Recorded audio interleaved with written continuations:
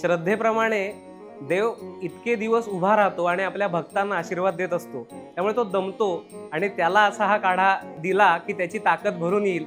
ही इतकी छान, किती गोंडस कल्पना आहे. पांडुरंगाने त्यांना सांगितलंय, आषाढी कार्तिकी विसरू नका मज, सांगतसे गुज पांडुरंगे. मला न विसरता तुम्ही भेटायला या. म्हणजे भक्तांनी भेटायला या हा भाव आहे. पण मलाही एकटं बसून कंटाळा येतो, तुम्ही माझ्या भेटीला या, मला तुमच्या भेटीची आस आहे, हा त्यातला भाव आहे. आणि भक्त त्यामुळे येतात. पण आलेल्या भक्तांसाठी देव आपली निद्रा टाकून देतो आणि त्यांच्यासाठी 24 तास अहोरात्र उभा राहतो.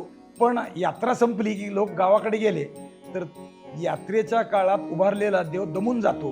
म्हणून देवाचा शिणोटा काढणे, याला प्रक्षाळ पूजा नावाचा पंढरपुरात एक उपचार केला जातो. शिणोटा काढण्याचे जे आपल्या परंपरेत प्रकार आहेत ते सगळे यात केले जातात. लिंबू साखर लावून देवाला चोळलं जातं आणि मग रात्रीच्या वेळी देवाची शयनारती होते आणि शयनारती नंतर देवाला काढा आयुर्वेदिक वनस्पतीचा दाखवला जातो, ज्याने आपला शिणोटा आयुर्वेदिक उपचाराने निघतो. ते अनेक पदार्थ यात घातले जातात.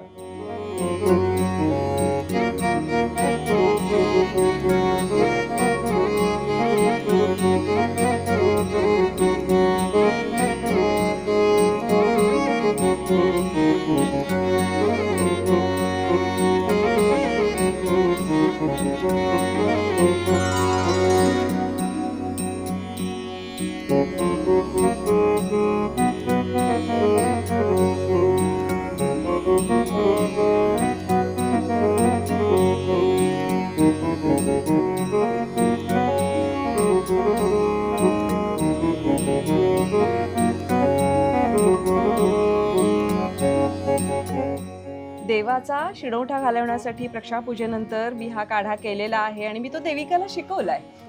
येस, मी आज हा काढा शिकली आहे आणि तुम्ही सुद्धा आमचा व्हिडिओ बघून हा काढा शिकून घ्या आणि तुमचा शिणोठा घालवण्यासाठी नक्की करून बघा. प्रक्षालन म्हणजे धुणे, स्वच्छ करणे.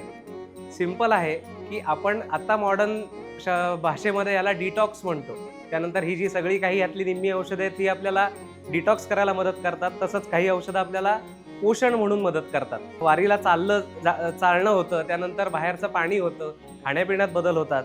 या सगळ्यांनी आतलं पोट पण आपलं बिघडू शकतं. त्या कारणाने ते डिटॉक्स होण्यासाठी आणि तुमची ताकद पण इतके दिवसाची जी तुम्ही दमता ती भरून येण्यासाठी तुम्ही हा काढा आवर्जून करून बघा.